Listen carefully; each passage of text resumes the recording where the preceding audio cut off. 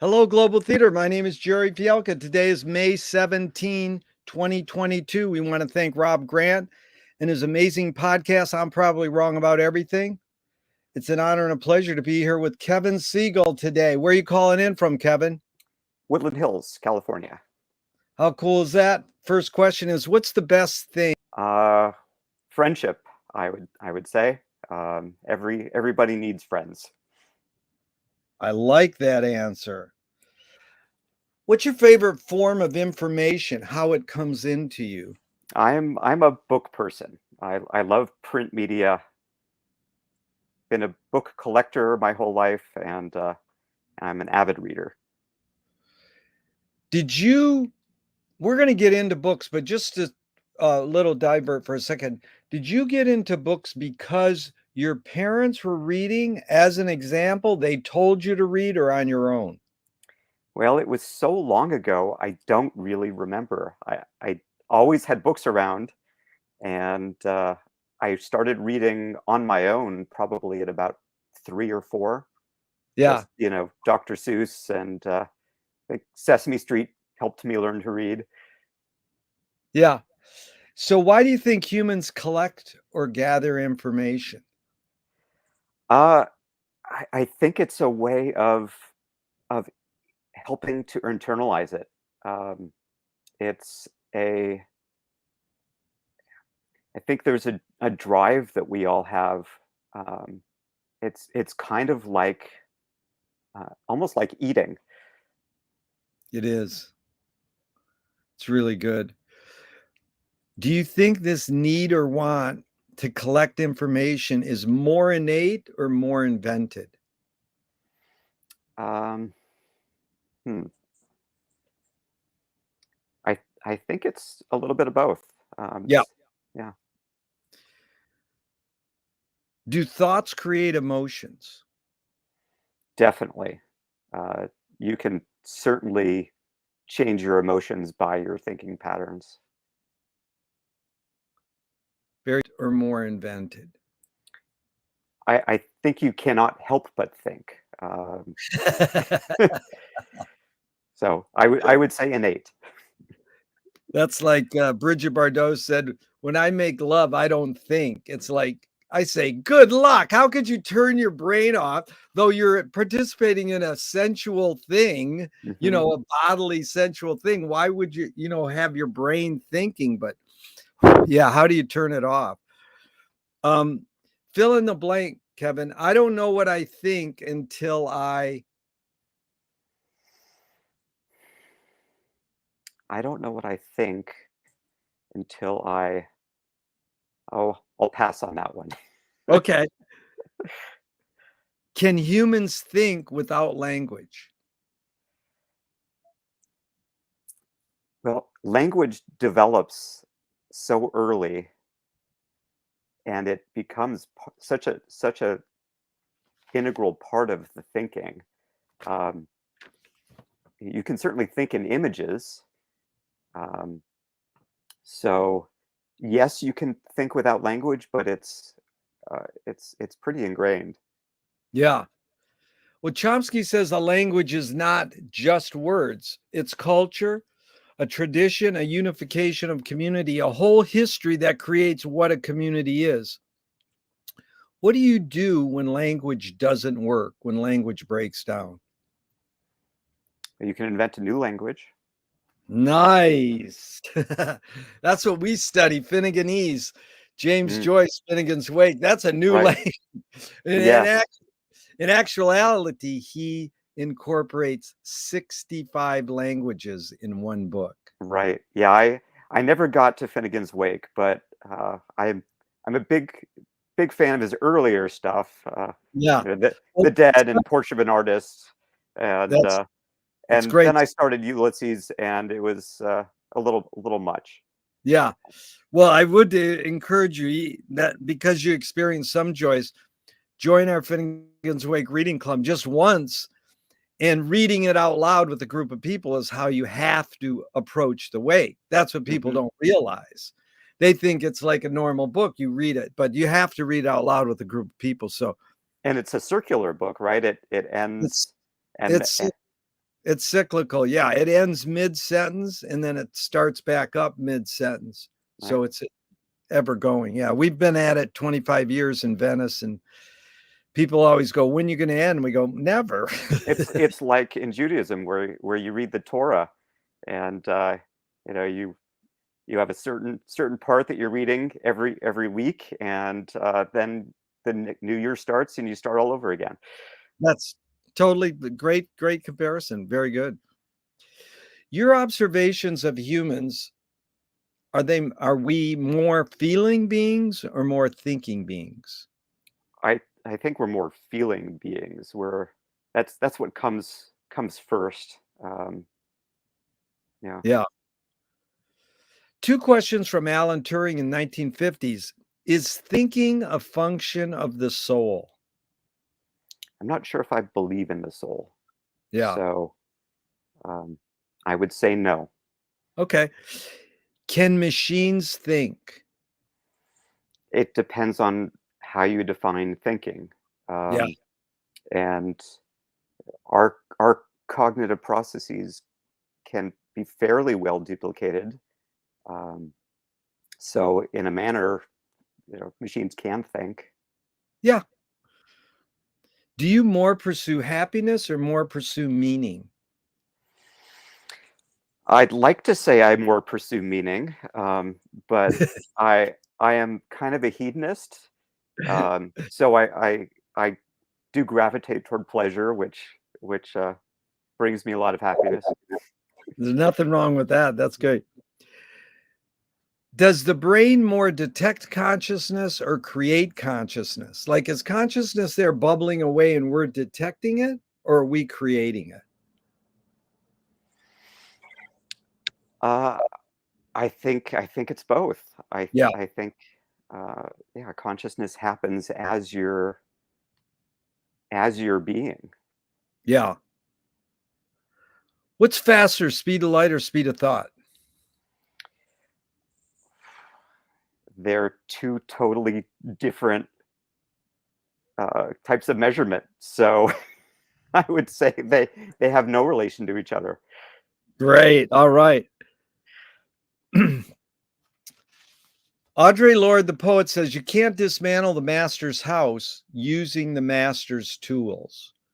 Yvonne Rainer responded and said, you can if you expose the tools. The general question is, what new tool do you suggest, or what? And just to put it into context, Kevin, it's like I open some of these questions with cute quotes. You don't have to apply them unless you want. You put all the questions into the context you want.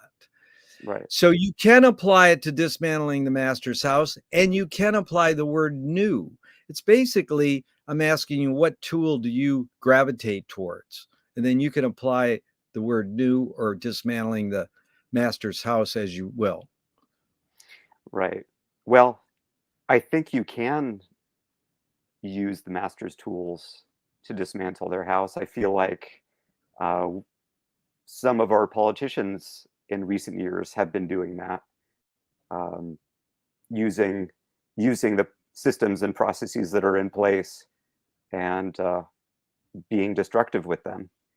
Um, so So uh, what tool do you gravitate towards these days? Is there any specific tool? And it doesn't have to be tangible like a yeah, hammer. It can be, non-tangible. yeah, I tend to gravitate toward education and Nice. yeah, trying to, you know, educate people and you know bring a little light on subjects. Yeah, and I notice you do like you're a bibliophile, which is a lover of books. Is that Right. correct? Yes. So you do like mini reviews on like Amazon for I do books? not. No, I'm not the best writer. I can write, but it's sort of like drawing blood for me. I don't enjoy it. So Right, but I something your website's amazing, by the way. I really loved oh, it. thanks. Browsing it. And but there was a link to all these books that it seems you have read in your giving him stars. Is that correct? Right. Yeah. Well, yeah. It's just my Goodreads account, which is what I use to keep track of books I've read, and I myself a goal for the year, and I got you. So it's yeah, sort of like your list, but you do yeah, star them too. You sort of yeah, rate them. yeah, Yeah. yeah. Every time I read a book, I rate. I just give it a star rating. Yeah, because I did notice two people I quote already. You had Chomsky on that list, and you had Audre Lorde, and I was like, "Wow, Yeah. he's that's that was pretty cool."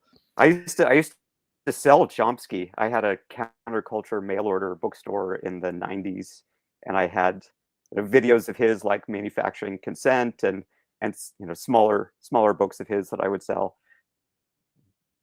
Was he a good seller? Decent, for theory. Yeah, Theory never sells as much as sex and drugs or comics. there you go. But But there's one there's one cartoonist who did a documentary with them. That's amazing. Have you seen that? I have. I don't Forgot it, but remember. it's Was it? really Oh, it was a Michel Gondry documentary. that's Um, it. I don't remember who did the animation for it, but it was really good. Yeah, it's really good.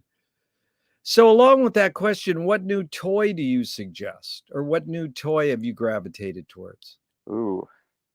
Um, well, I just bought Neil Patrick Harris's new games that he put out with Theory One. It's a magic company, and he put together a set uh, for a single player and for multiplayers. I haven't played with them yet, but they have puzzles and you know various um, bits of trivia, and looking forward to checking them out. But is that a table game or is that a Yeah, computer game? no, table game. Wow, how cool is that? So, what do you worry about when you go to bed at night?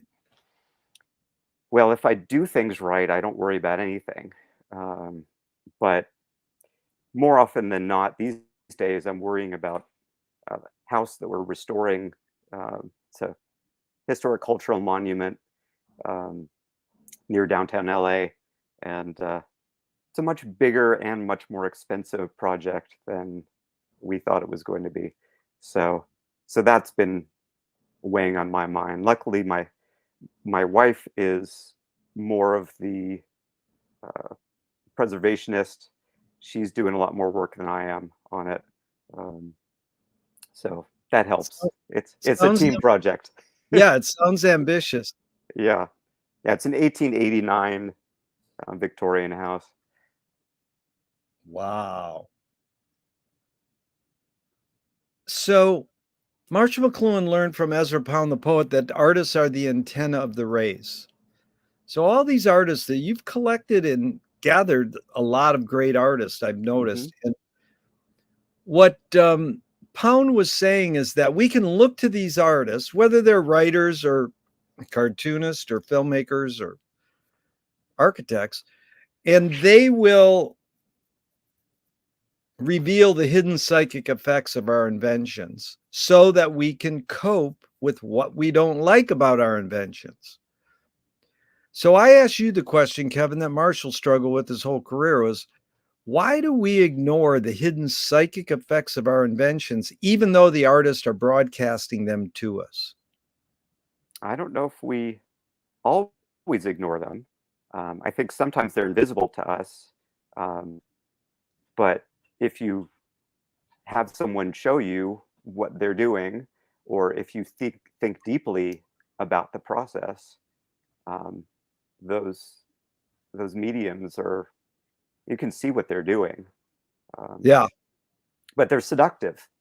So you have to do the work.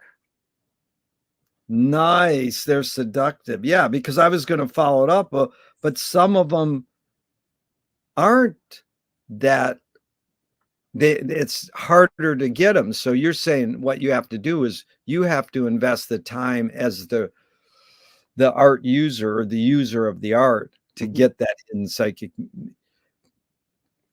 Well, but then humans tend to ignore, even though then they do the work and they realize it, then they ignore them. That's the gem of the question, Yeah, right? because Yeah, you get even so much pleasure. You get so much pleasure from them. So, you can really sit back and enjoy watching a television show, or you could spend lots of effort and really delve into what it's doing and how it's functioning. Um, so it's easier to just sit down and enjoy. right. Mm.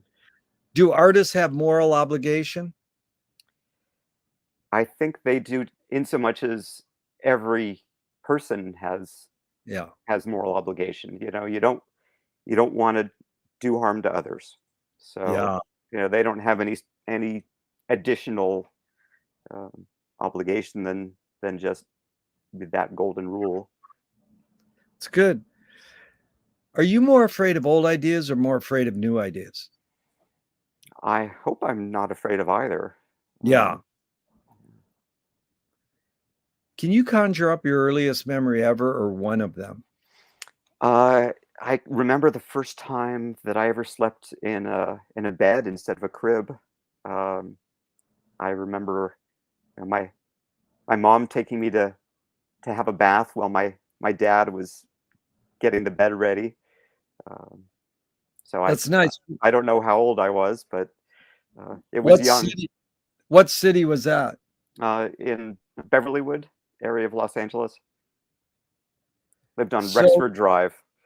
Rexford Drive, yeah. So Yeah. is memory more a curse or more a blessing? I think it's more a blessing. Yeah. Um, I I wish my memory were better. Um, I I feel like my life would be much richer if I could remember more of it. Um, Yeah. Tell me someone within your immediate family and then outside your immediate family who's kind of like a role model. They had an impact on you, and what specifically was that impact? mm. My dad was certainly a role model for me my whole life. He was always sort of the model of rationality and um, having a moral compass. He Yeah. always seemed to want to do what was right and um, never um, never was I don't know, hurtful in any way, um, like a lot of parents can be. What So was his I feel very lucky. Yeah, what was his career? He started off as an industrial designer, and then he took over a family business that my grandfather had started, selling aerospace fasteners, so nuts and bolts for airplanes and spaceships and computers. Very good. And so outside your immediate family, someone who had an impact on you, and what was that impact? Well, she's part of my immediate family now, but my wife is certainly the biggest influence on me. I've been with her now for 15 years, and I'm always learning something from her. It's beautiful. Yeah, it's interesting how I'm getting this answer. Usually people say someone, their high school teacher or something. But in recent months, I'm getting more and more people saying their partner.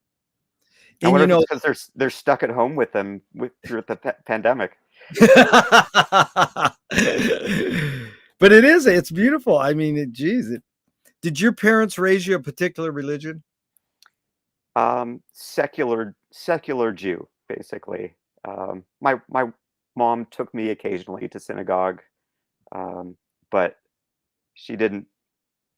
I wasn't interested in having bar mitzvah or going through Hebrew school, so I didn't, and she didn't push it. Um, but Do you pray? no, um, If no, God exists, mhm. oh, go ahead. It's just I'm kind of a a humanist. I'm a humanist Jew. Yeah. If God does exist, what would you like God to say to you after you die? I'd like him to tell me what's going to happen next. Nice. Do evil people exist, or does evil use people as a vehicle? I don't think there's an outside force of evil. I think evil is our evil actions. So I don't think people are evil. I think that people do evil. Yeah. This sort of follow up, how do you advise someone to deal with an enemy? And I'll set up with a few modern thinkers' thoughts. Alan Watts says, if you acknowledge your enemy, you empower them. Coppola stole from the mob and the samurais, keep your friends close and your enemies closer. JFK said, forgive your enemy, but don't forget their name. And Fellini says, I need an enemy.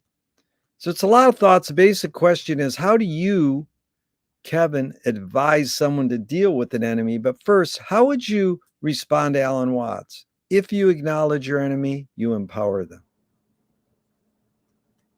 Sometimes you can't but help acknowledge them. I don't think you always have control over that. But I think you're best served by starting from their point of view and trying to see what it is that they're seeing, and then you can figure out a way, hopefully, of making it so that they're not able to cause you any harm, and maybe if you need to set boundaries, you do that. But I think you need to start with a point of empathy. I like that. That's American Indians, indigenous say your enemy is your best teacher. Yeah. James Joyce was the first projectionist in Dublin over 100 years ago. He basically checked out. He said, this is stupid. Why should I go inside a building and see a movie of a tree when I can go outside and see a real tree? Years later, Faulkner said, sometimes the best fiction is more true than journalism. Why do we have to recreate things in order to get them? Why do we have to go to a theatrical play of people acting out life? Why don't we just live life? I think it's a way of getting into somebody else's head. You're your own person, and you're living only your own life. But if you step into somebody else's book or film, you're stepping into their head, and it's expanding your consciousness. Yeah, that's good. What do you think the motive of the cave artist was? The mode? The motive. Oh, the motive. Well, I think it's pretty similar to any storytelling that we do today. They've discovered that that the way that they sometimes used cave art along with the fire and the placement of the fire created a kind of animation, and so it's they were doing something similar to what we do in trying to make a story come alive through art. Yeah, like staring at flickering light, like Mm-hmm. stare at the campfire, and then eventually turn the campfire into a movie projector. And Right. yeah. So, Kevin, just walk me through a little, like what you pursued in college studying, and then how led you into, it's like, why did you pick modern culture and media to study? What was like a tipping point? Did you see or sense it? And and there was something about it, and then it was kind of encompassing all of my interests. I've always been more interested in 20th century rather than earlier art forms, but it took into account film and video and painting and literature and history and literary theory, and it was all the things I loved. I thought I might become a filmmaker because it's one of those things that incorporates all the different arts. But did you grow up were your parents taking you to see the movies, taking you to art museums, exposing you to the arts, or how did you gravitate towards the arts, especially modern, yeah, more? I mean, definitely my family was always bringing me to museums and films and showing me everything. Yeah. I'm so sorry. My dog is barking. Is it okay if I stop for just a minute and then come right back? You stop for a second. I'll keep talking about Okay. to the audience about who you are. That's totally Okay. fine. Okay. Yeah, Thank you so much. No worries. No worries at all. So Kevin Segall is worth checking out his website. It's linked right here.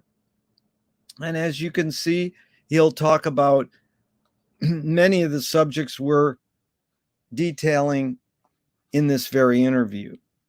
And I found his list of books most intriguing, and found his list of friends, like links to other websites. I especially went down the Pee Wee Herman, what do you call that, rabbit hole. It was quite intriguing being a fan of Pee Wee Herman's and not knowing, oh, he's got a website and I can check it out. And it's really well done. And I was happy to hear that there's a Pee Wee Herman documentary being made, and some amazing links. He's always been the kind of person who is gracious with his audience and knows that. I'm also intrigued. Yeah, very good. Kevin, I was actually talking about your website, how, can you hear me okay? Yes, I can hear you Okay. fine. Yeah. Okay, good. That I liked your friends links, because people Thanks. usually have this thing that says links or friends, and Mhm. there's like 5 or 10, and yours was so extensive. I says I could spend a week here, and then I went down the Pee Wee Herman rabbit hole. I'm a huge Pee Wee Herman fan, but I just never realized, well, I can go to his website, and his Sure.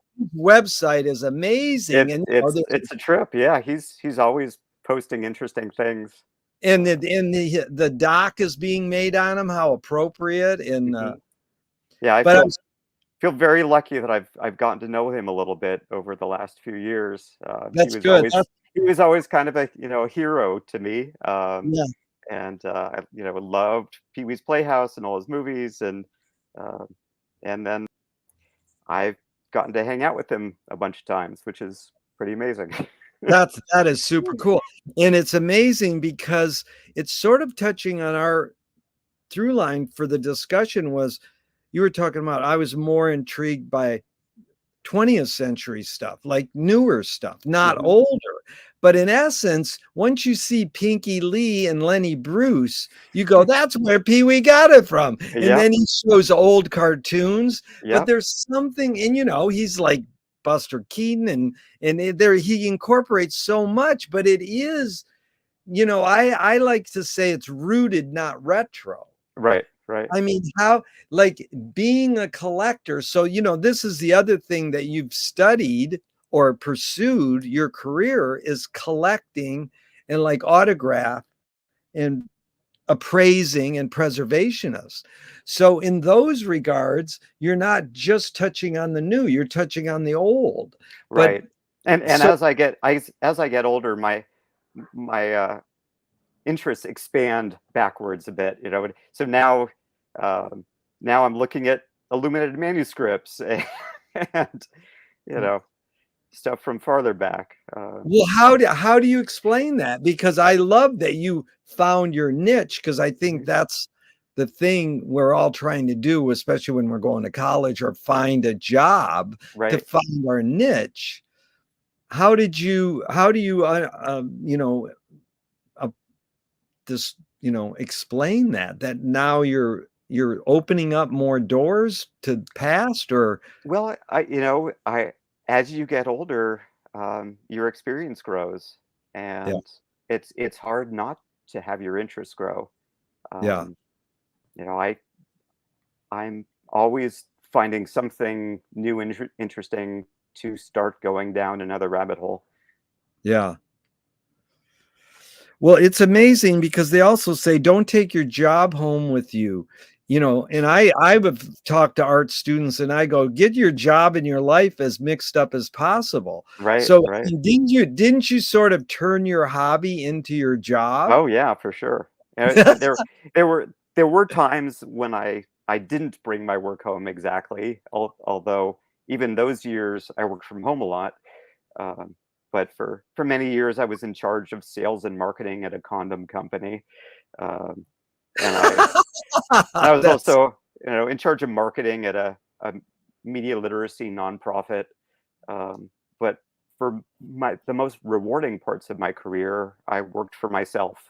You know, I've had two businesses. My first was a, you know, counterculture mail order bookstore.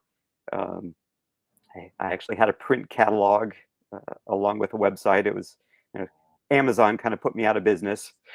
Um, But but you didn't have a brick and mortar store. no, You didn't have a no. brick store. You did all online, and you Yep, go to the post office and UPS. yep, yep. Yeah. And then starting, you know, late, around 2008, 2009, I started my second business, and it was, you know, autographs and illustration art and um, some movie props and um, collectibles. Collectibles, yeah. Yeah. Very interesting. So you still use the creative process. You're a smart guy. You know what you're doing. So I'm still going to ask you a couple questions in that regard. Okay. Screenwriting teacher told me great film or great art is when you can clearly see the intention of the maker.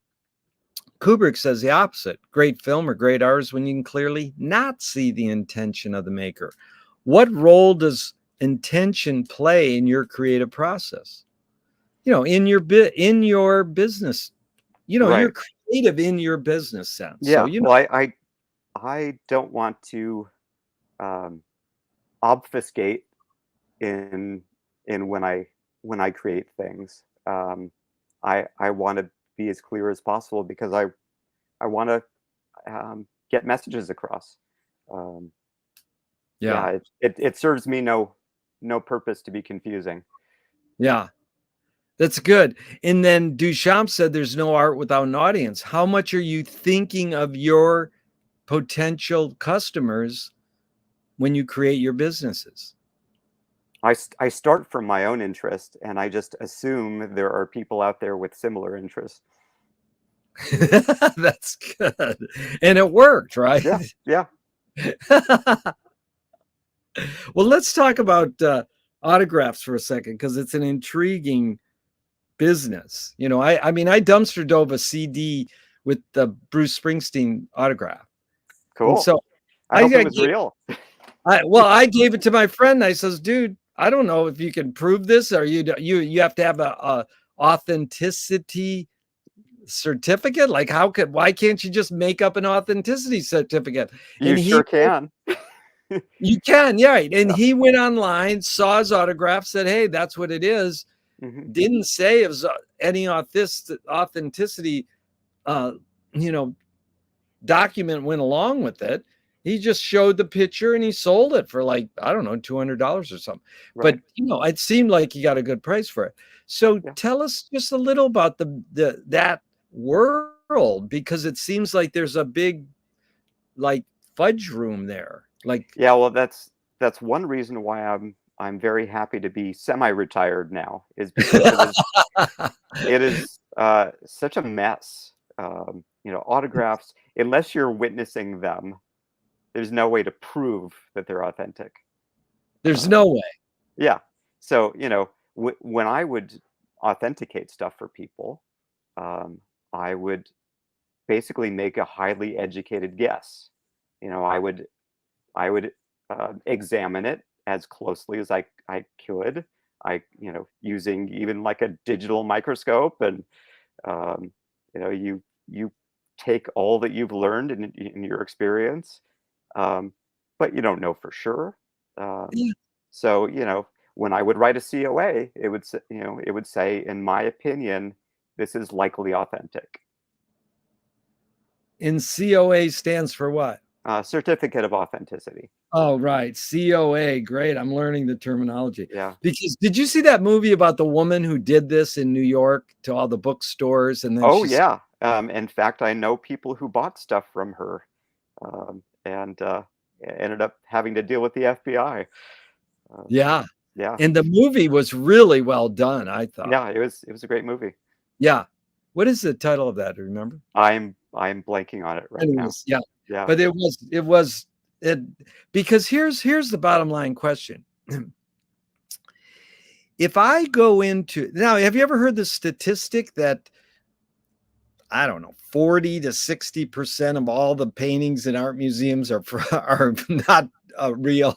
Or, I mean, there's Right. some that that there is some percentage of There is some percentage of fake stuff out there in museums. fake stuff out there. I hope it's low, but Right, I don't know. right.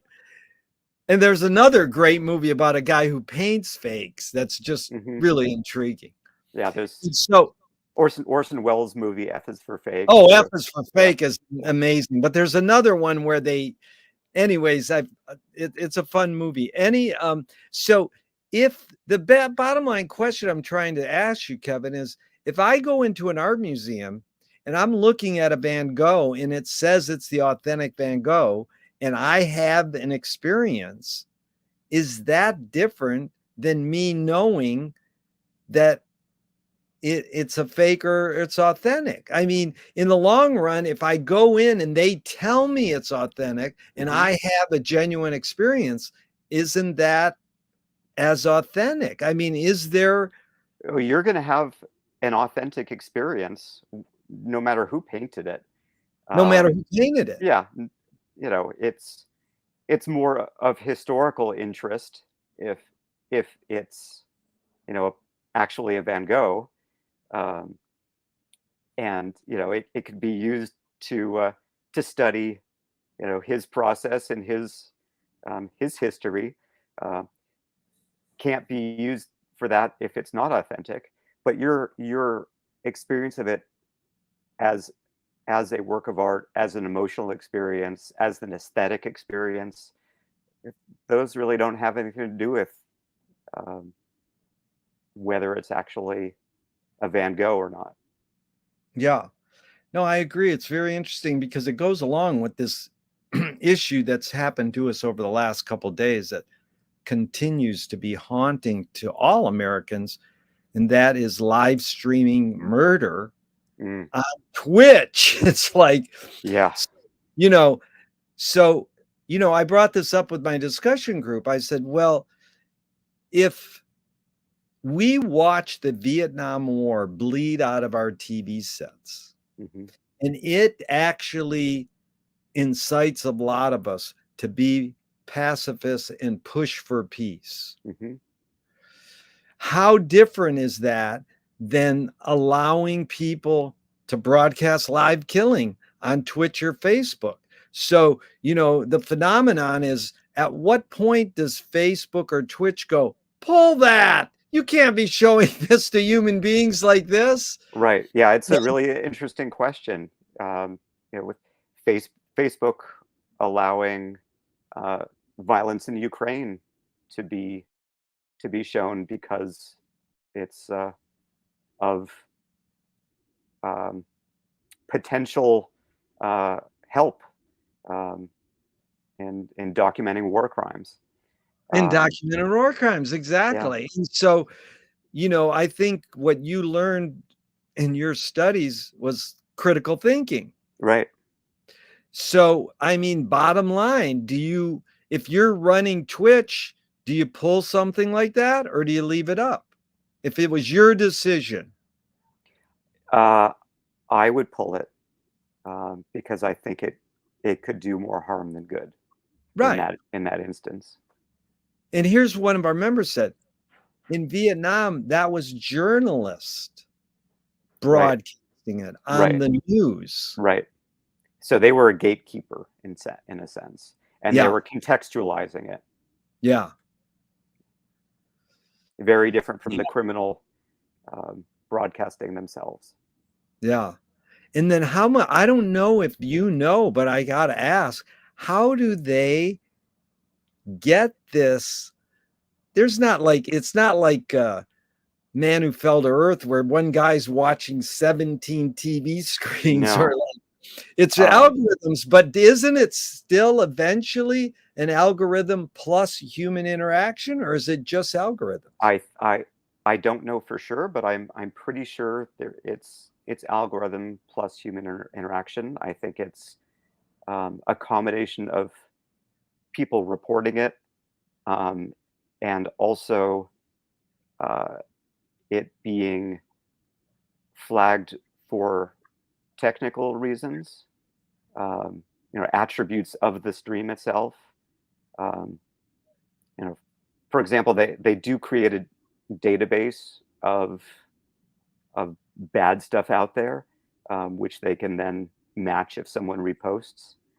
Um, Not sure how it all works, Right. but it seems to be, the technology seems to be getting better and better for that.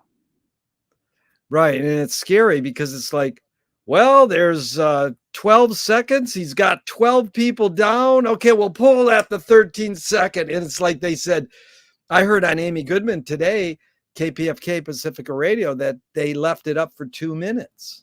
Yeah, I don't know if that was a choice to leave it up for 2 minutes. The last time there was a major incident like this, it took them about a half an hour to pull it down. The So New Zealand one yes, yeah, that took so him a half hour. yeah, Wow. yeah. So 2 minutes is much better.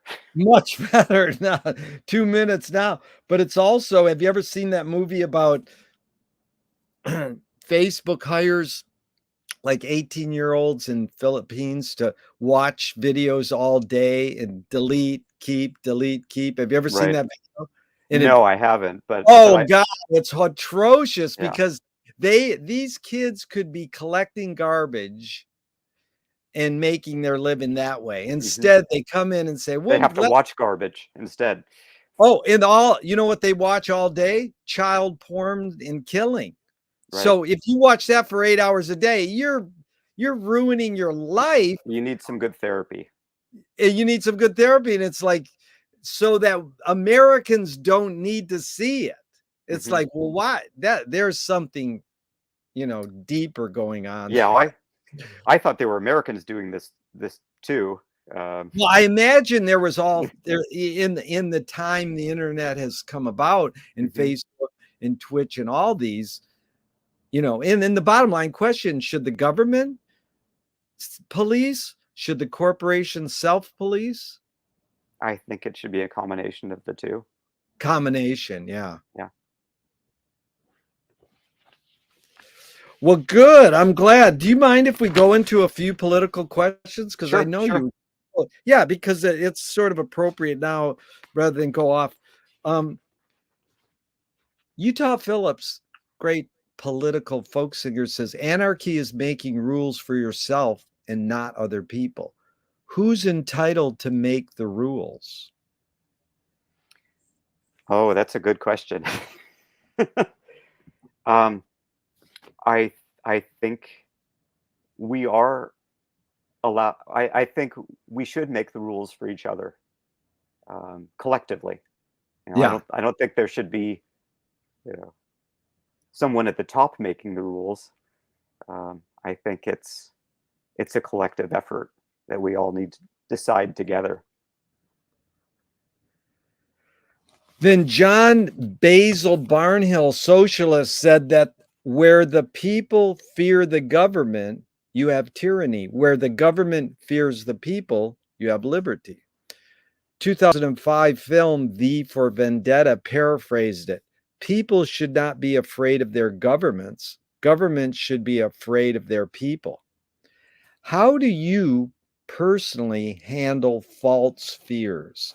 Like the war on terror, or the war on poverty, or the big one is like the war on drugs. Well, you can't, drugs don't fight, so you can't have a war on drugs, and you can't say no to drugs because drugs don't talk.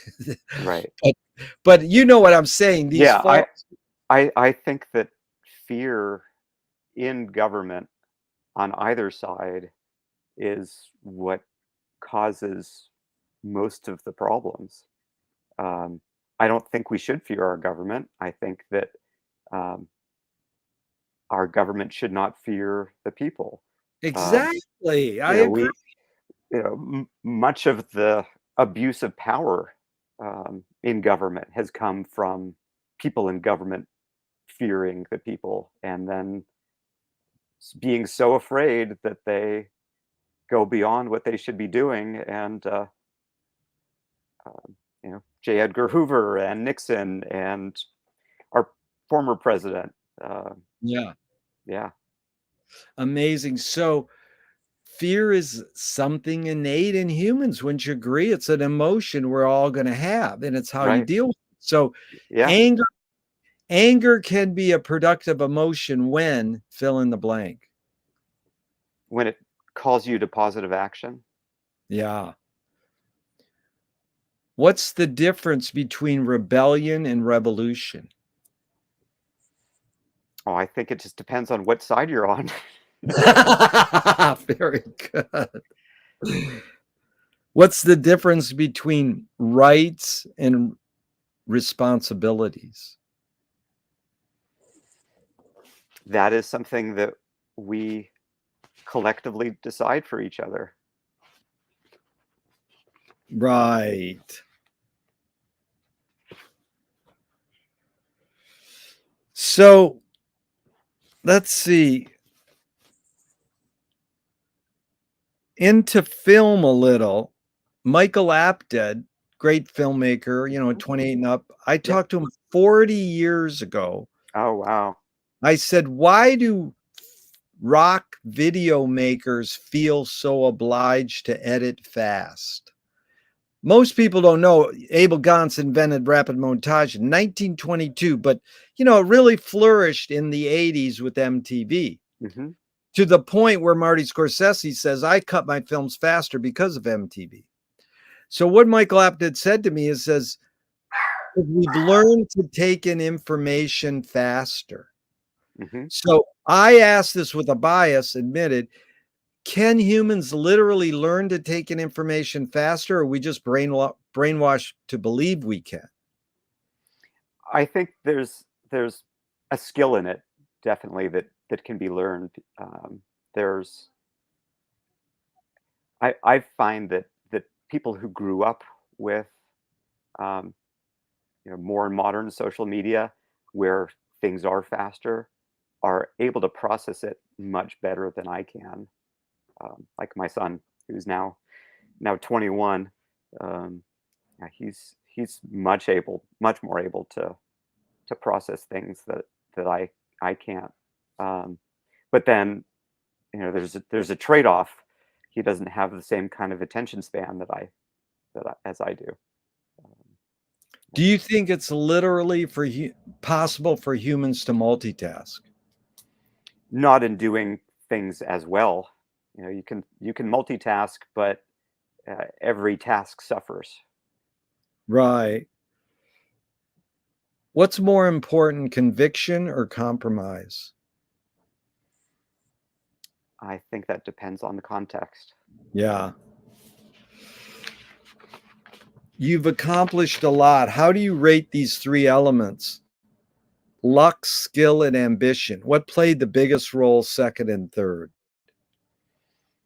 I I think luck luck is on top. You know, I got very lucky with how I grew up. Um, I had opportunities that not everybody has. You know, it's a matter of where I was born and the family I was born into, um, and uh, what surrounded me throughout my life. Skill you develop yourself over time. Um, so yeah, that would probably be second. Right. Which is funny because I used to ask the question, is ambition based more on fear or joy? And it was interesting how many people said fear, Hmm. you know. And then I heard William Friedkin speak, and he's an articulate filmmaker. You know, he made Exorcist, and he said, in Hollywood, luck and skill have nothing to do with it. It's all ambition. Interesting, interesting. Well, I've never been all that ambitious, so maybe it just depends on the person. Right. And the big realize it's like, what is, it's like the work ethic. We didn't talk about that. Like, you know, I use that. Sometimes I ask people, where'd you get your work ethic? And like it stems from that question, what's more important, conviction or compromise? Hmm.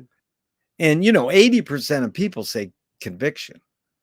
And I'm sort of fishing for people to say compromise Right. because it's interesting. We're already convicted. I mean, but I think it's great when someone's driven and they think they're focused, they know what they want. So again, there's no right or wrong answer.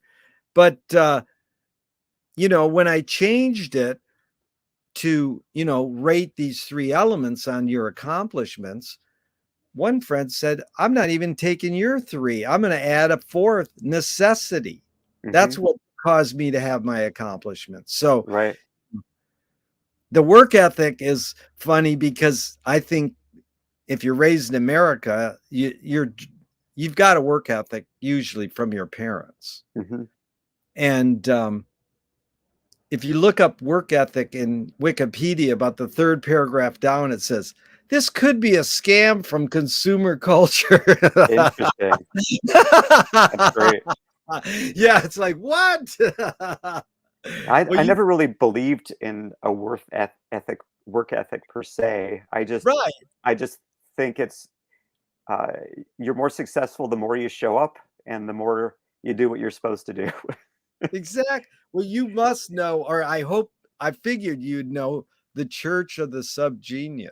yeah, I am a reverend in the Church of the Subgenius and have I was been for about 30 years.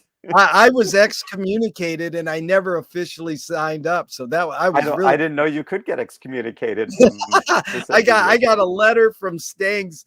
No, I got a call from Stang's lawyer and a letter from him. And the sad thing is I should have the letter framed on my wall because McLuhan says you can't prove you're sane unless you have a discharge papers from mental hospital. Right, right. So it's the same thing like that.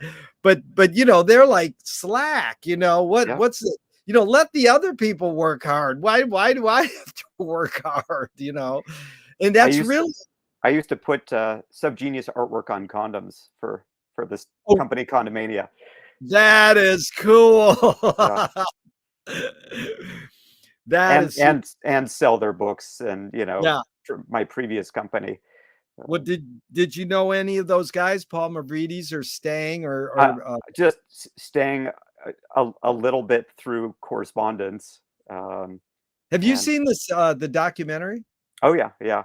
Um, God, I haven't seen that yet. I gotta see that. and Is it I'm friends with KRK Ryden too, who does a lot of Subgenius artwork. yeah, and then Paul Mavrides, did you know him? Yep, I've met him. Yeah. I don't know him, but I've met him. There's another guy, he used to perform on the Venice Boardwalk. He sort of had a falling out with Stang, but he was really the early version, Mhm. of Right. that whole. So T.S. Eliot said that poetry is outing your inner dialogue. What language is your inner dialogue in? English. What form is your inner consciousness in? Pretty standard images and words. Yeah, image. Yeah. Yeah.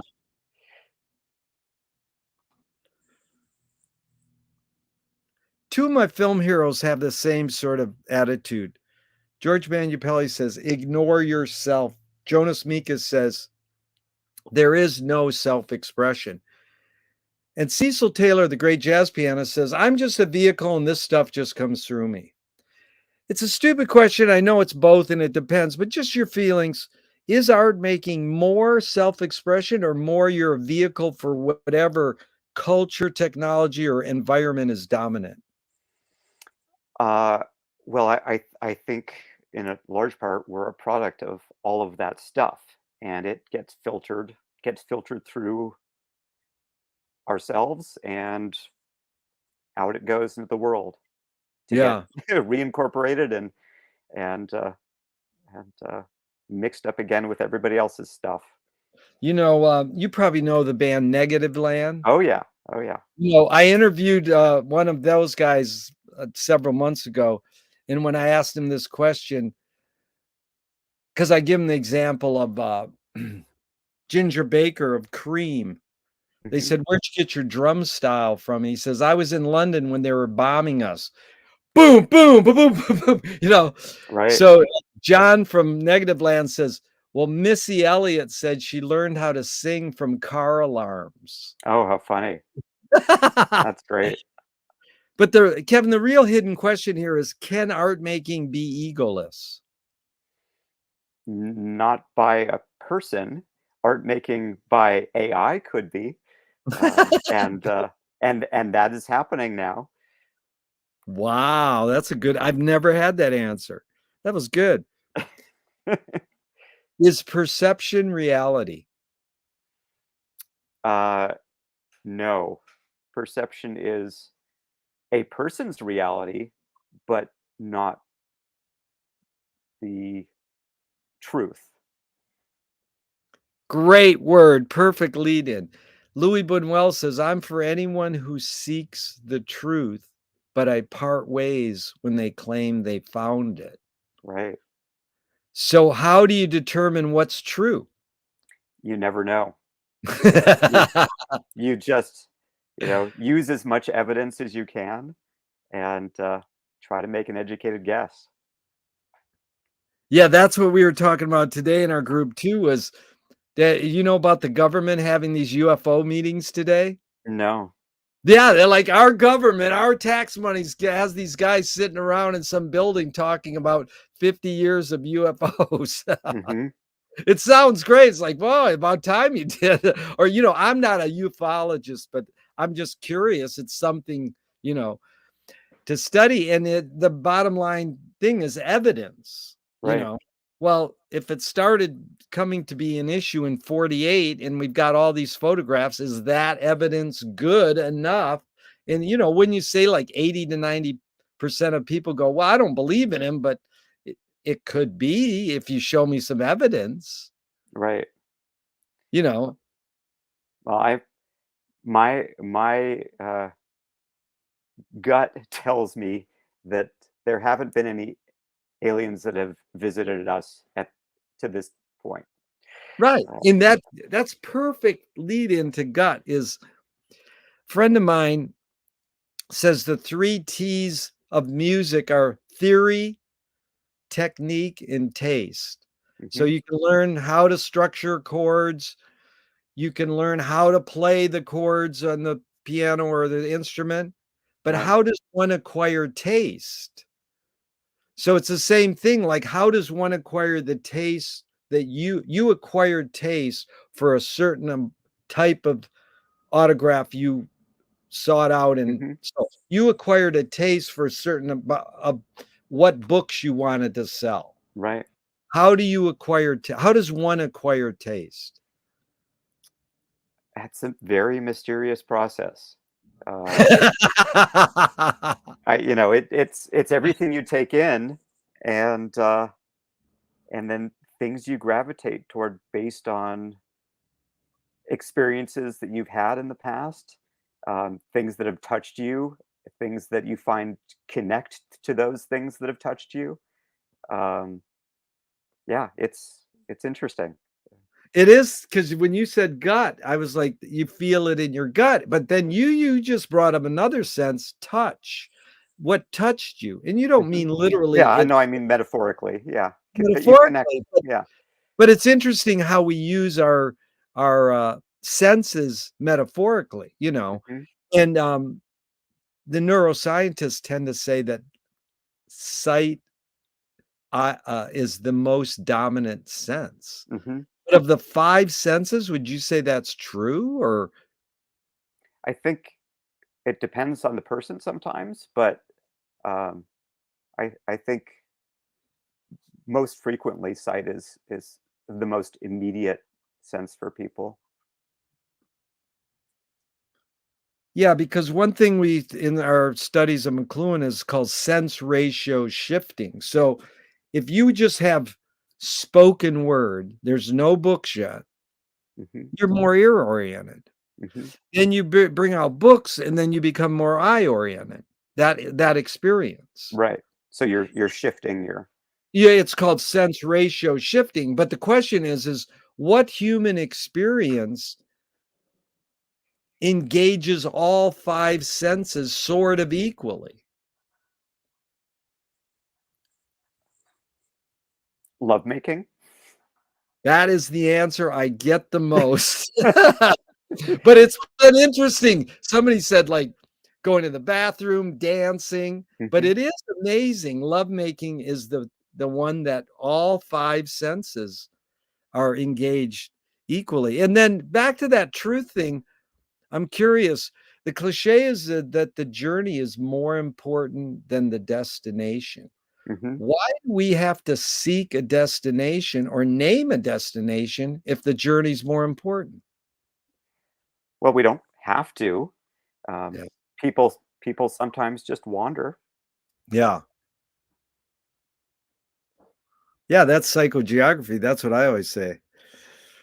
Why is it so difficult for humans to consider the possibility that life may be pointless? I'm not saying life is pointless. I'm saying, why is it so hard for us to consider the possibility that life may be pointless?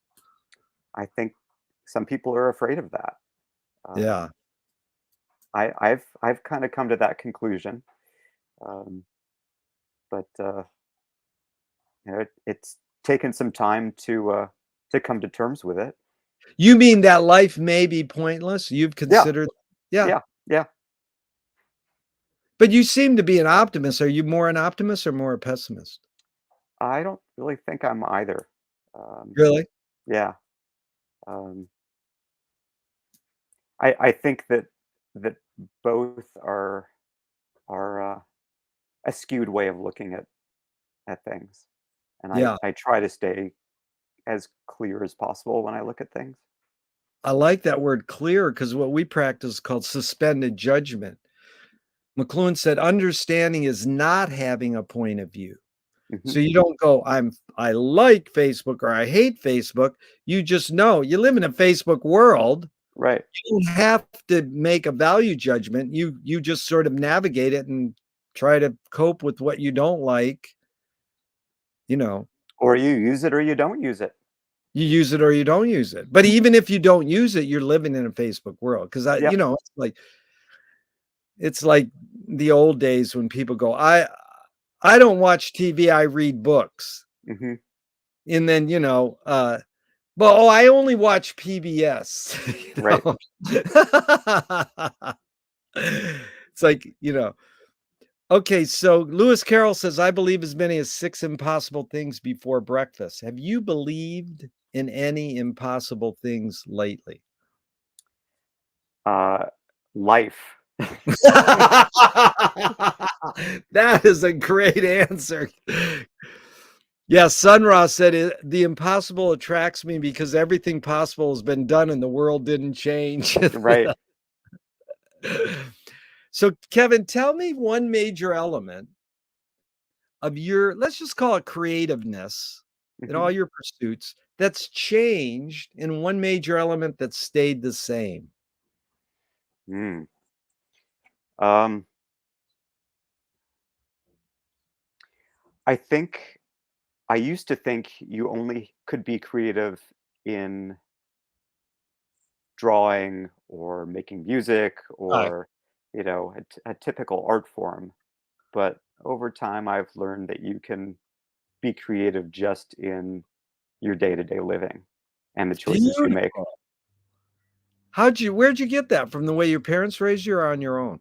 I think when I realized that I'm not a great artist, um, and there will always be people who draw better than I do, and play guitar better than I do, um, but you know, I can do creative things in other ways. Yeah. And then wait, that's changed, or that's what stayed the That's same? oh, uh, that's changed. That's the change. Now, That's the what change. stayed the same? Um, I don't know. I'll pass on that one. Okay. So, Moshe Feldenkrais works with healing and movement. He says it's literally possible to identify a weakness and incorporate it to become a strength. Normally, we're taught to overcome a weakness. Mhm. Tell me a weakness you turned into a strength. Mm, that is really hard.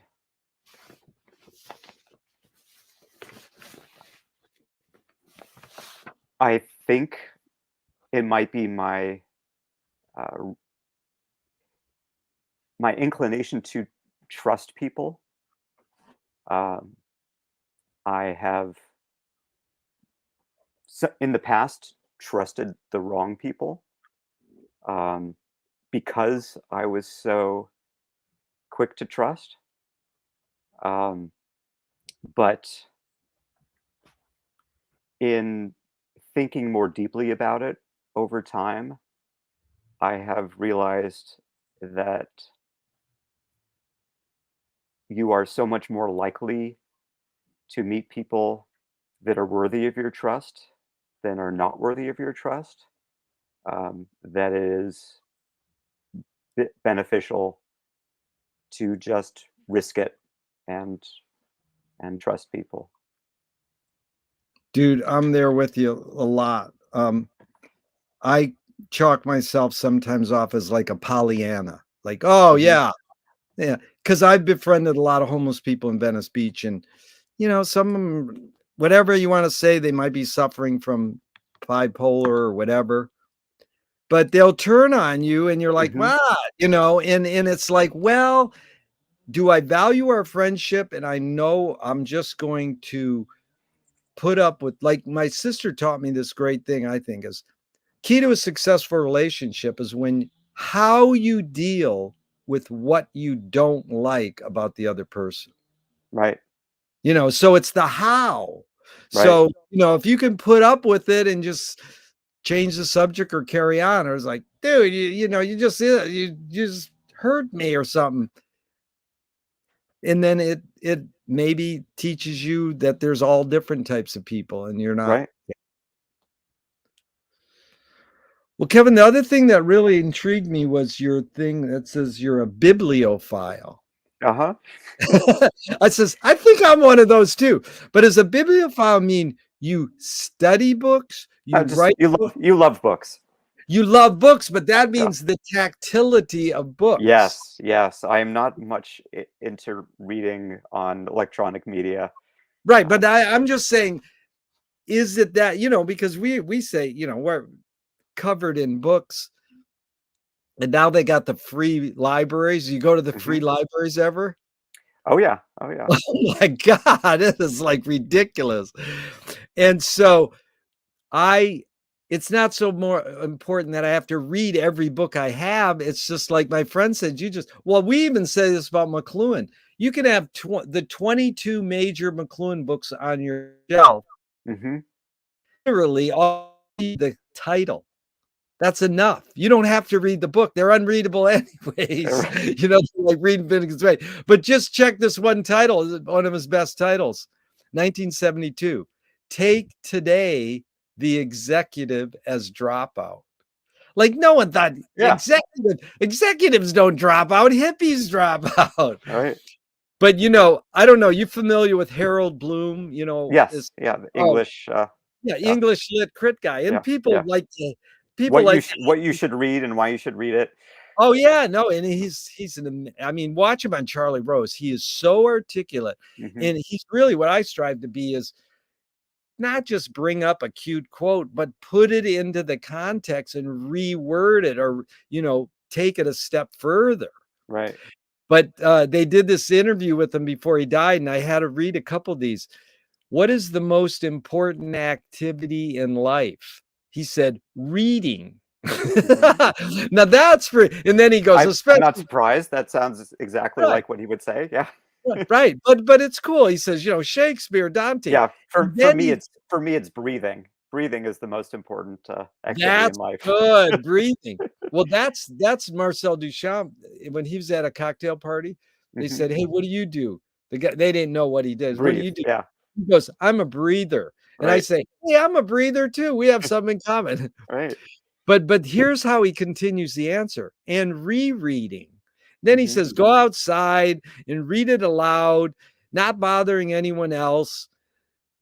Get into your inner ear, give it a home in yourself. It's really poetic what he says Hmm. about reading. But Yeah. I'm like, I'm asking you, what would you reread? If he says and rereading, what couple books or authors would you reread because you're a bibliophile? I reread Alice's Adventures in Wonderland and Through the Looking Glass every once in a while. They never get old for me. That's good. Then I thought you'd get a kick out of this one too. What's the most important question in life? He says, I would think the most important thing in the life of any human being is whom you marry. Hmm. Now that's a beautiful statement because it's also like saying who you hang out with. In your Yeah. first answer, what's the best thing for a human being is friendship, Right.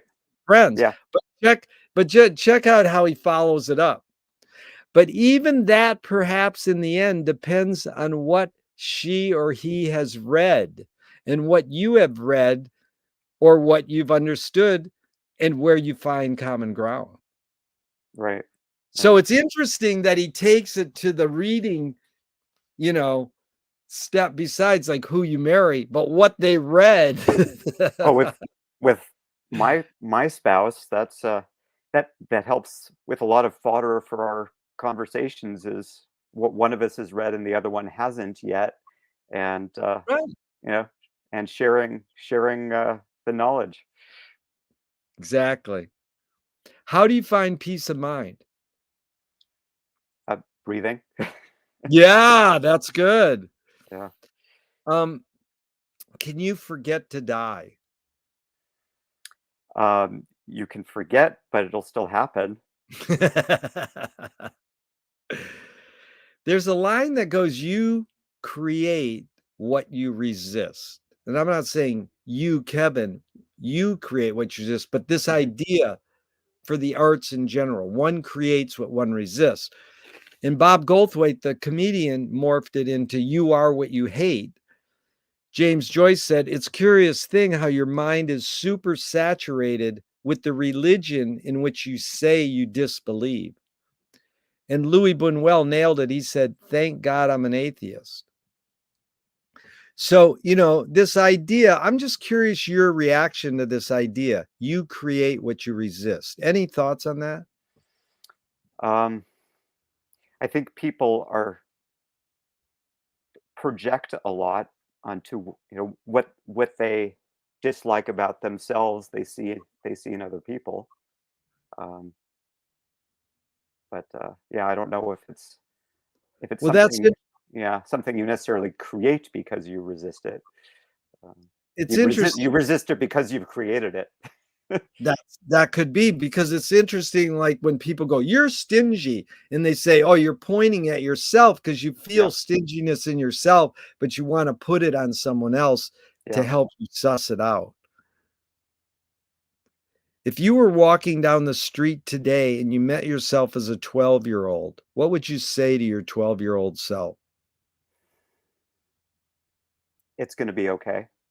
Yeah, very good. Which way should toilet paper come off the roll, over or under?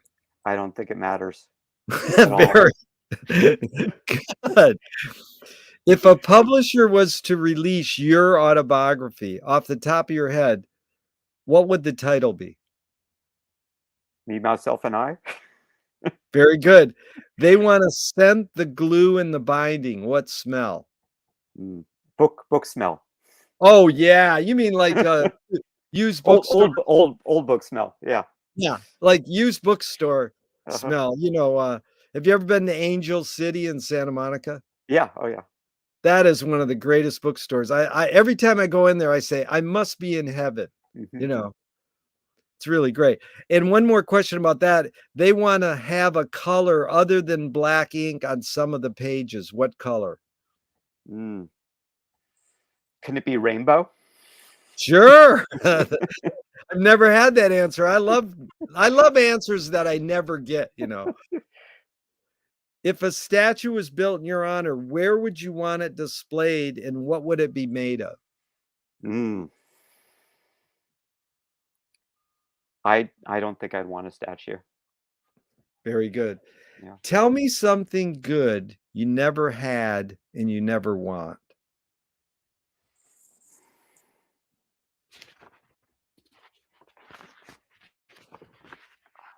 I'll pass on that one. These are 5 Alan Watts questions, just off the top of your head, whatever comes to mind in a few words. Who started it all? Uh, no one. Are we going to make it? For a while. Where do we put it? Wherever it goes. Who's cleaning it up? The next person. Is it serious? As uh, sure. Now, I'm curious because you do have a sort of unique sense of humor. Did you grow up gravitating towards certain comedians, TV, radio, music?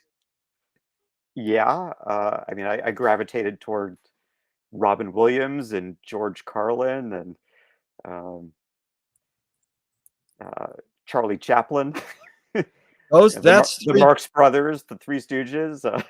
Three Stooges, yeah, no, you named a lot of good ones there.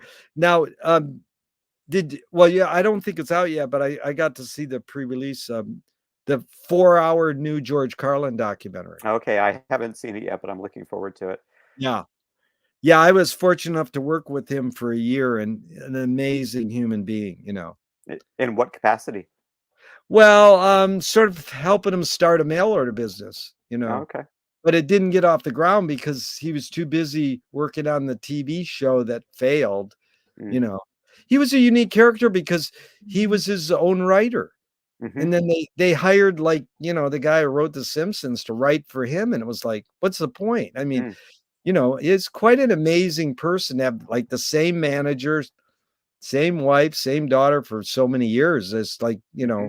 sort of Unheard compact. of in the entertainment industry. Yeah, unheard of, totally. you know. So, yeah, and then what is the function of satire? I mean, satire. Jonathan Swift compared satire to a mirror in which people could see every face but their own. Mm. I mean, you know about the satire just looking at your list. Yeah. What's the function of satire? Just suss out your thoughts on Well, that. yeah, I mean, I look at satire as a way to shine light on something. Yeah. But ideally, it's every face, including your own. Yes. Including your own. That's Frank Zappa says in one of his songs, watch the Nazis run your town, then go home and check yourself. You think we're singing about somebody else. Mm. It's like, whoops. What's the function of laughter? Release. Yeah. Yeah. Yeah. Gurdjieff says laughter is the reconciliation of yes and no. Hmm. Yeah. That's like back to thinking. You mentioned the Marx Brothers. They're in a jam, and one of them says, "We got to think," and the other one says, "We already tried that." Right. Well, we'll wrap it up here really Yep. soon, Kevin. This has really been fun, but a couple of these books that were listed on, things that you've, bought, have on your shelves. I'm Hmm. curious. Manly P. Hall. Oh yeah. What The do you know about him, or he what was he was a fascinating guy. I mean, he basically took as much knowledge of um, past philosophies and religions and mythologies and tried to create coherent um, a coherent way of dealing with it all. I mean, he was sort of like the Joseph Campbell of his time. Was he really? That's Yeah. interesting. A Joe Campbell of his time. Did you know Captain Beefheart's wife was his secretary? No, I did not. And did you ever study or know about the Theosophy Society? I just a little bit. Um, you know, Because wasn't he part of that? he was. Uh, there were some connections there. Yeah, Madame Blavatsky, um, right. and yeah, How about Corla Pandit? Did you ever get into him? yeah, a little bit. Yeah, Another guy you listed was certainly, John. certainly a great dresser. Dr- Fabulous. No, Corla Pandit, I'm totally intrigued. In fact, Frank Zappa wrote a song about Corla Pandit, and it's really ridiculous how you can go down the rabbit hole with him. Hmm. Um, I kind of wish that I could go back in time and watch TV in the 1950s and watch, you know, watch va- him like watch Vampira, watch yeah, but Criswell. in that context, because Yeah. my mother would be ironing clothes and Corla Pandit would pop on for Hmm. 15 minutes. It's like, what did What is women? this?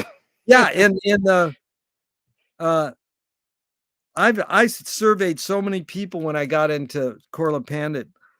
I would ask them, and this guy says, all my aunts fell in love with him. Because they all sat in the living room and his Right, eyes were just so romantic. right. And Just like then Liberace. he was like Liberace. But then this guy said, the girls in my high school used to masturbate to him, Mm. to Corla Pandit. I was like, what? How did they know? What? How do they know how to masturbate? Or how do No, they? how did they know that all the girls in their high school did Oh, that? oh, because they told him, or That's somehow. hilarious. Yeah, how'd he know? That's it. I Yeah. should go back to him and ask. Then another guy you mentioned was John Berger, Okay. Yeah. Ways of Ways of Seeing. Seeing. Yeah. Great book on art and how to deal with um, the value of art and reproduction and um, yeah, interesting stuff. He, he And a nice short book too. So and it had pictures. It was like yeah, a couple yeah, of McLuhan's books. It just has pictures and yeah.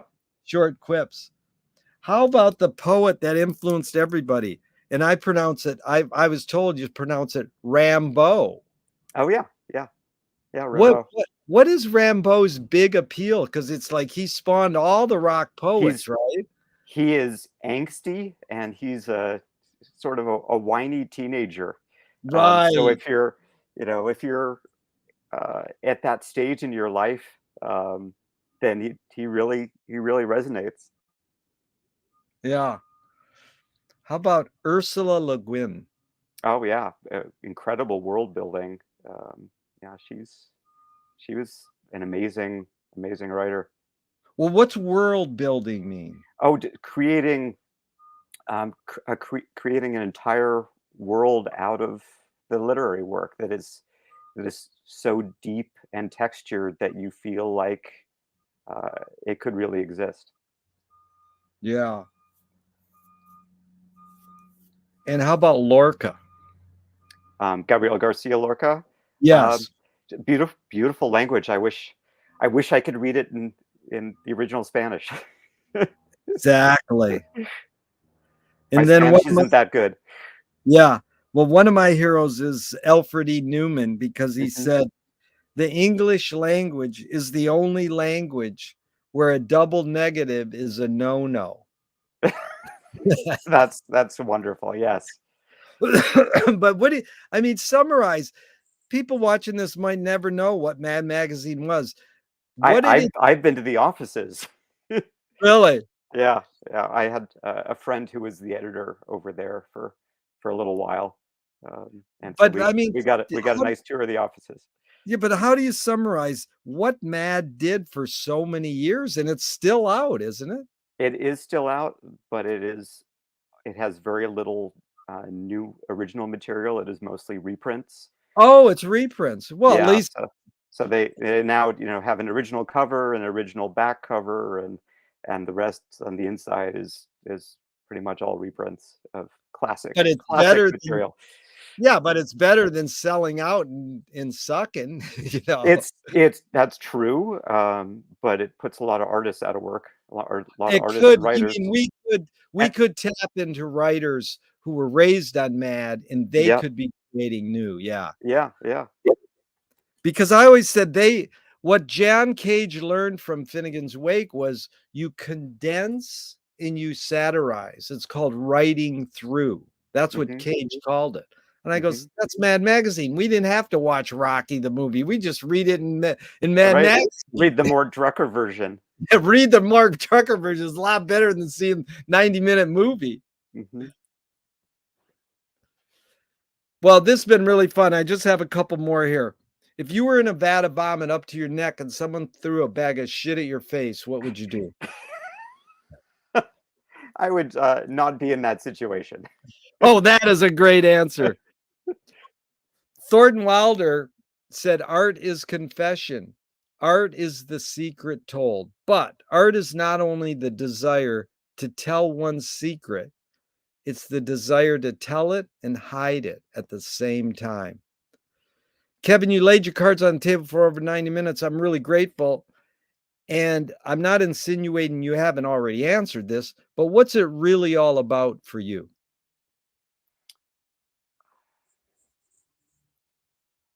Enjoying life. Great. What an attitude. What's the cultural shift you see developing today that inspires you? A desire for, more community and, connecting with people. Yeah. What gives you the most optimism? Seeing smiling faces of the people around me. Nice. Can't go wrong with a smile. Well, Kevin, thank you so much for your time and energy. This has really been a delight, and I Yeah, this has appreciate been fun. it. Thanks. Now, did your wife say yes to this? Nope. She said, "Better you than me." Ah, well, tell her I want to interview her too. But Okay, I will. and recommend any other friends that might come along on the ride. It's really been Okay, fun. I'm will gonna do. hit the I'm gonna hit the end button, but I hope it never ends. Let's keep the discussion going forever. Thanks so much. Bye. Bye.